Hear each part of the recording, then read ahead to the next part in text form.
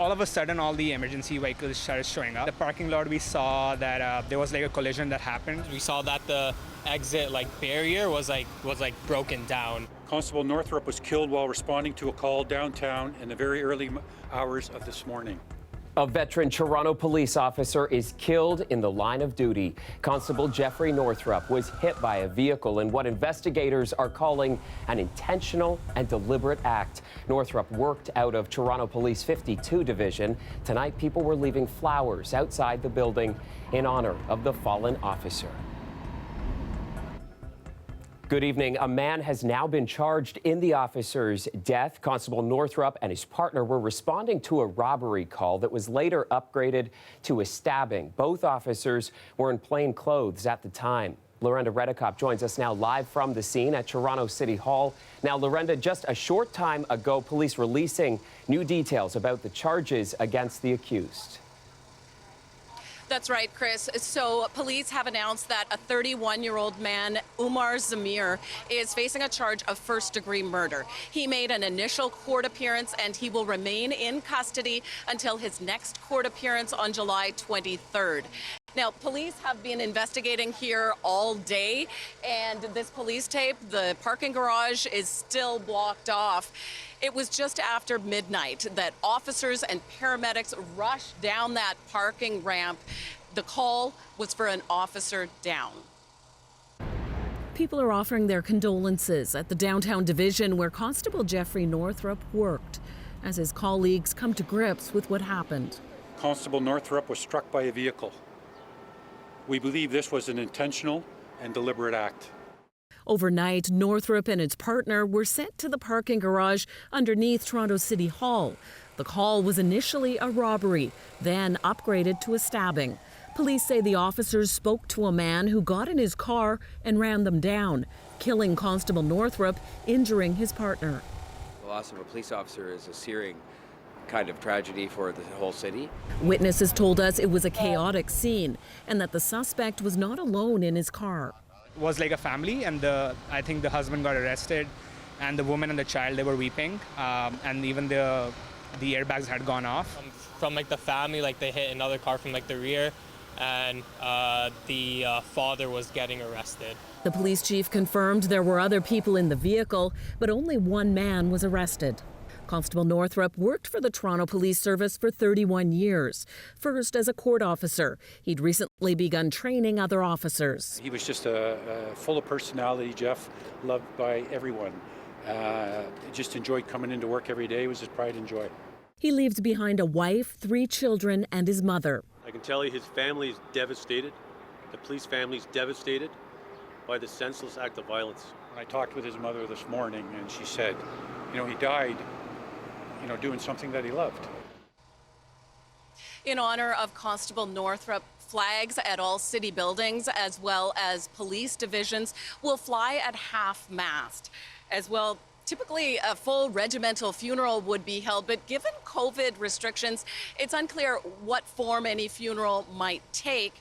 And Toronto Police, they have also set up an online book of condolences. Chris, I'll send it back to you. Lorenda, thanks for this tonight. Now, it's been nearly 8 years since a Toronto police officer was killed in the line of duty. Constable John Zivchik died in December 2013. The officer was involved in a car crash while he was responding to an emergency call about an impaired driver. He was 34 years old. In January of 2011, 35-year-old Sergeant Ryan Russell was killed while on duty. He was struck and killed by a stolen snowplow. Richard Kashkar was later found not criminally responsible for killing Sergeant Russell. In February of 2002, Constable Laura Ellis died. Ellis was driving to a call with her partner when they were involved in a collision. Now, she was just 31 years old. An Indigenous Toronto family is sharing details tonight of a terrifying experience. The mother and son were both struck by bullets after an early morning shooting in the Don Mills and Eglinton area that left another person dead. The two had just wrapped up a day of quiet reflection when gunfire broke out near their home. Greg Ross has their story tonight.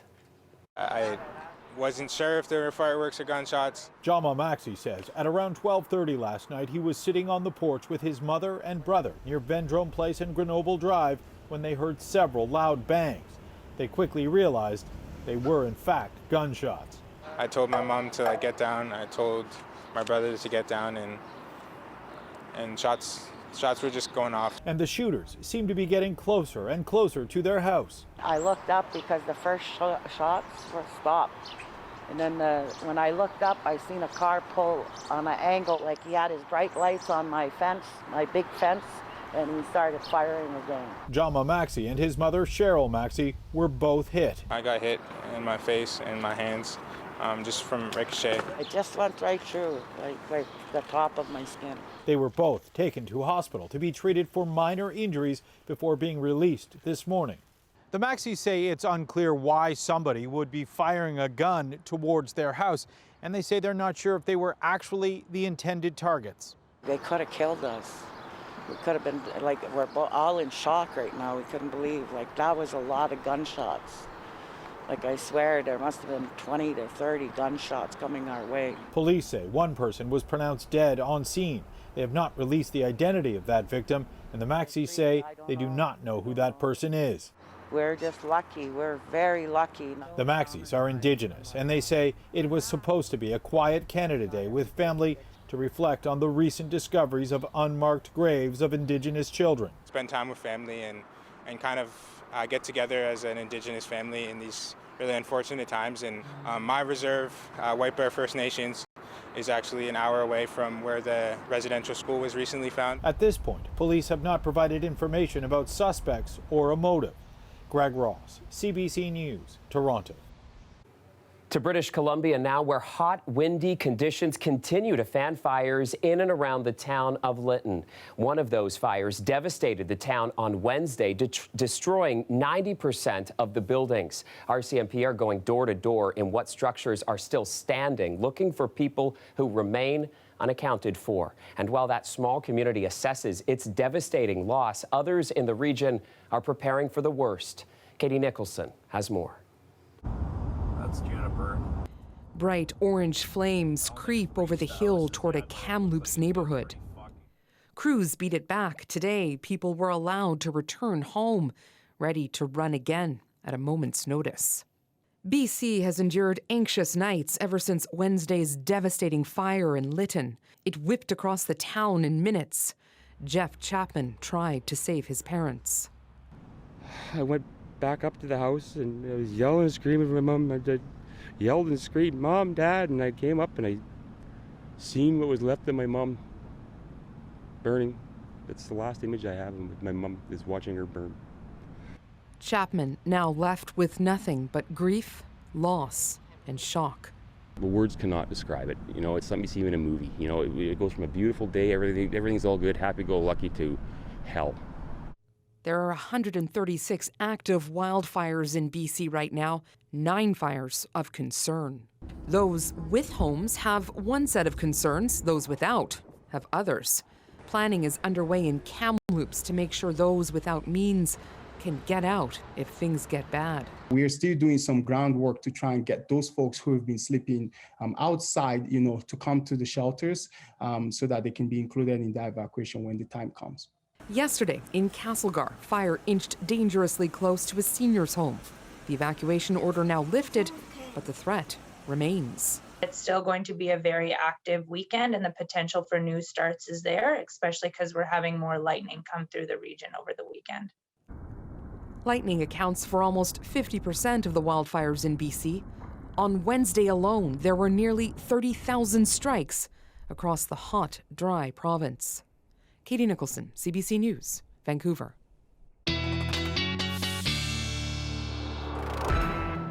It's so hot and dry in British Columbia. Here's what it looked like today in parts of Ontario, wet and wild. And I actually shot this video just out of our window in downtown Toronto, where you can see and actually hear the hail just pummeling the balcony. Pretty nuts to see all of that. Definitely quite a mixed bag today in terms of our weather story. Nick Cernkovich is tracking it all for us. And Nick, it started out pretty calm and nice, at least where I was, but definitely took a turn there in the afternoon. What's in store for this evening? Yeah, it did, Chris. More of the same as we head through the next few hours. We're still looking at the weather on the backside of this exiting low pressure system. And as a result, we've got some instability. So we've had thunderstorms today. There are special weather statements in effect across the Golden Horseshoe and surrounding areas. And it is for these thunderstorms. And in fact, the special weather statements indicating exactly what you saw there, up to about pea-sized hail. So there's a look at the weather radar right now. We're still seeing some pretty heavy thunderstorms down toward the Hamilton area. Saw them around Toronto. We've got a little bit of a breakdown toward Toronto, Mississauga, but more in the way of on and off thunder showers, or at least some heavy showers tonight. Seeing that in eastern Ontario as well as the system pushes up. And what's interesting about this is not that common, but we're actually seeing the storms come in from the east. Typically they go from the southwest, but they're actually coming in from the east. And that's because we're on the backside of this storm as it exits. So what can you expect? Well, as we head through tonight, again, we're looking at still some continuing thunderstorm activity up until close to about the midnight hour. It depends on where you are. Kind of clears out for the overnight period. There is the risk for some showers and thunderstorms down toward the Windsor area, also toward eastern Ontario as well. Generally speaking, though, Golden Horseshoe for the most part stays dry both tomorrow and into Sunday as well, and increasing temperatures and humidity.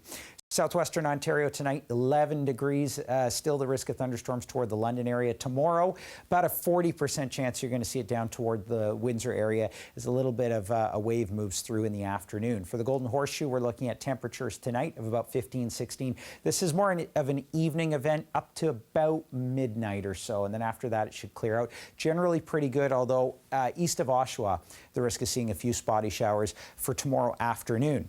Forecast-wise, doesn't look too bad. For tomorrow, we're looking at 26 degrees, 25 on Sunday, increasing humidity and temperatures, though, into Monday. Monday's humidex for Toronto approaching the 40 mark there, and then it cools off a little bit toward mid next week. Chris. All right, looking a lot better. Thanks, Nick. Bet.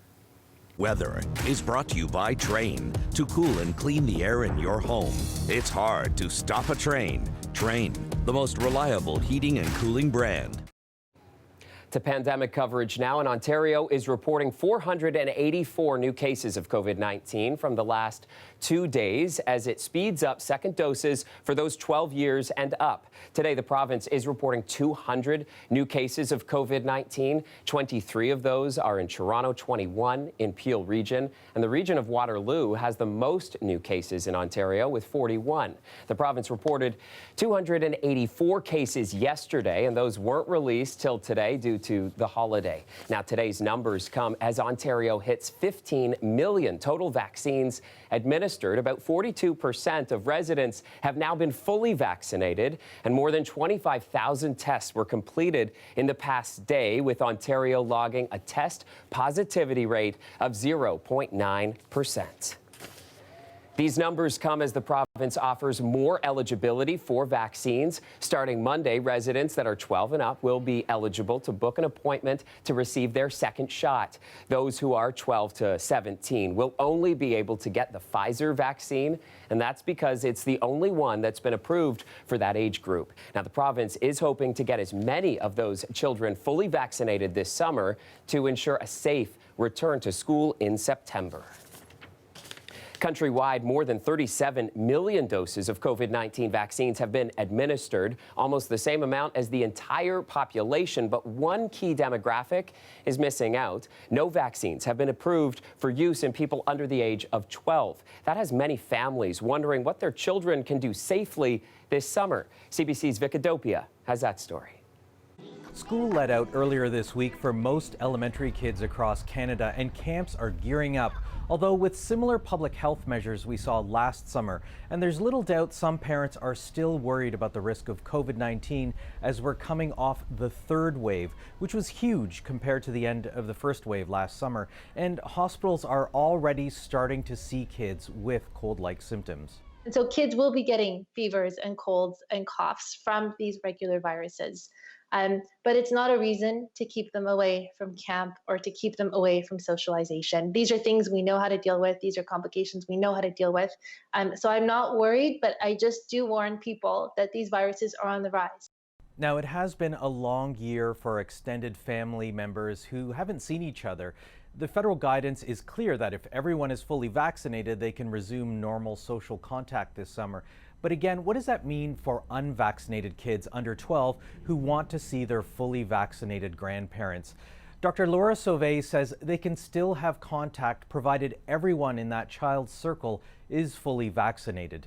The most significant effects of the pandemic on children have been the mental health, development, and educational effects. And so it is really important that we find ways to have kids getting back to engaging with their friends as soon as we can, while still keeping our layers of precaution in mind. Now, her one caveat is that a grandparent with a compromised immune system, even if fully vaccinated, should still take those extra precautions when seeing their unvaccinated grandkids. Vic Adopia, CBC News, Toronto. The vaccine rollout is helping prompt some changes at the Canada-U.S. border that are just around the corner. As of Monday at 12:01 a.m., if you're fully vaccinated, you no longer need to quarantine. But as Katerina Georgieva reports, officials are stressing all other travel rules remain in place. I think that there needs to be real clarity around what it is that is changing on July 5th. As of Monday, if you're fully vaccinated, you get to skip the quarantine period when entering Canada. But this doesn't apply to everyone, just Canadians, permanent residents, and anyone else already eligible to enter. In other words, if you can't enter the country today, you still can't enter on Monday. We want to make sure individuals are well informed far in advance so that they don't arrive at the border with perhaps certain plans only to be disappointed because our discretionary, non-essential restrictions remain in place, and we would turn them around and ask them to return to the United States. To qualify, you need to have received a vaccine approved in Canada. You need to have received your second dose or single dose if you got Johnson & Johnson 14 days prior to arrival. You need to show proof of vaccination through the Arrive Can app or website, plus a negative COVID-19 test both before and upon arrival. For folks in a border region like Windsor-Essex, the separation with the states has taken a toll, and many Canadians are eager for a full reopening. Well, we haven't been in the States in over a year. We would used to go at least once a week. We have family over there that we haven't seen. I think that it's been overdue, and I think it's just time to kind of open things back up and just start living again. We are ready for it to open. We're here in Windsor on a little mini vacation, but I mean, obviously, we'd love to go over to the States and, have our vacations there. It's been a hard period of time. I've been 29 years now doing this. I've never seen a kind of a border control of this measure for this long. And sometimes it's very heartbreaking when someone arrives wanting to enter for some very right reasons, if you will.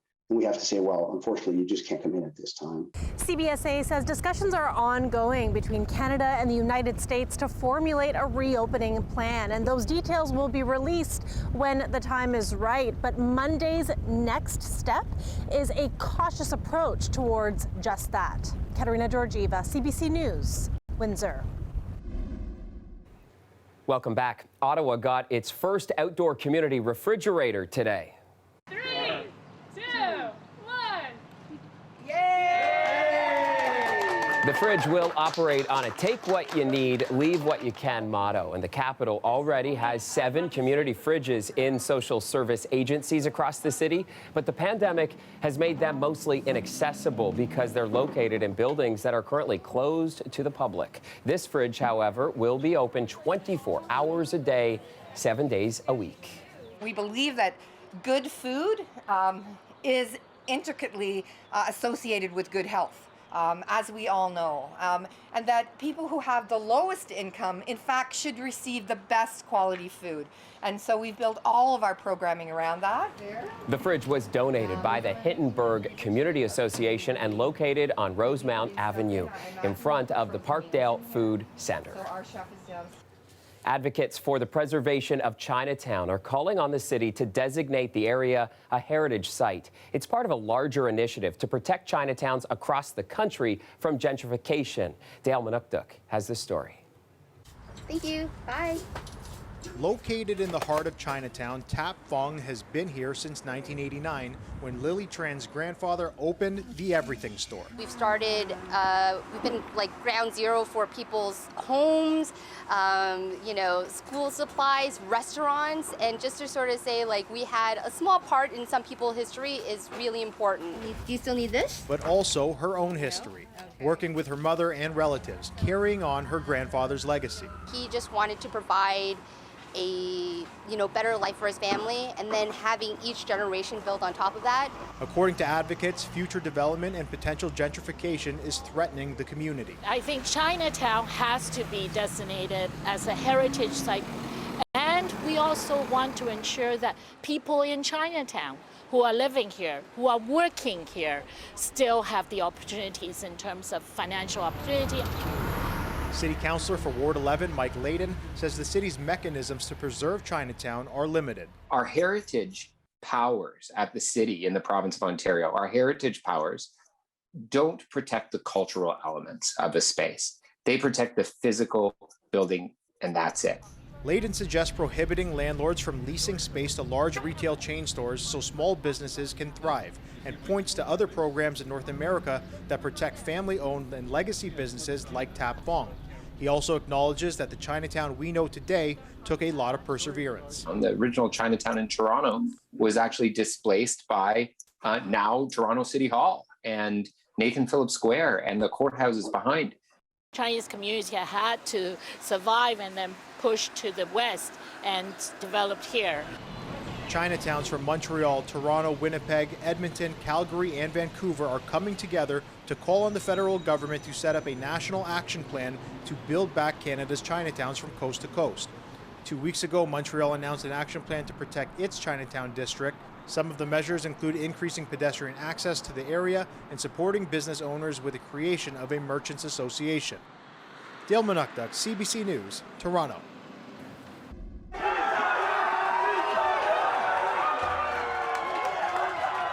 Cheers and probably beers on College Street. Italy soccer fans in Toronto celebrating tonight after the Azzurri downed Belgium 2-1 in their quarterfinal match this afternoon. Italia! Italia! Italia! Italia! Italia! This one is absolutely incredible. We're here going to the semi-final right now. Semi-final! We just beat the #1 ranked team in the world. Get out of here! Okay. Get out of here! Time to slap up France. Time to go to the final. Take England. Yeah. Put them in a Most likely Italy-England final. It's most likely an Italy-England final. It's a huge win. It's a huge win. We're coming for everybody.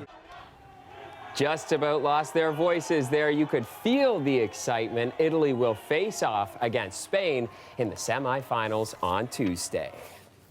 And you saw those umbrellas out there, a little bit of cover on that patio for those guys enjoying that game, Nick. But I'm sure they wouldn't have minded even if they got wet with how excited they were. Yeah, I don't think they would have. Although, you know what, heading into tonight, you're still looking at rain showers. We've got showers and thunderstorms across the area. Special weather statements in effect here, still for some heavy rain and the potential for pea-sized hail as well. So watch for that if you're heading out tonight. There's a quick look heading into the evening. 16 tonight, 26 tomorrow. Pretty good looking weekend on tap. All right, sounds great. Thanks, Nick. You bet. And that is our show for tonight. Thank you so much for joining us. We'll leave you with a shot of Montreal, where the Habs are taking on Tampa Bay for Game 3 of the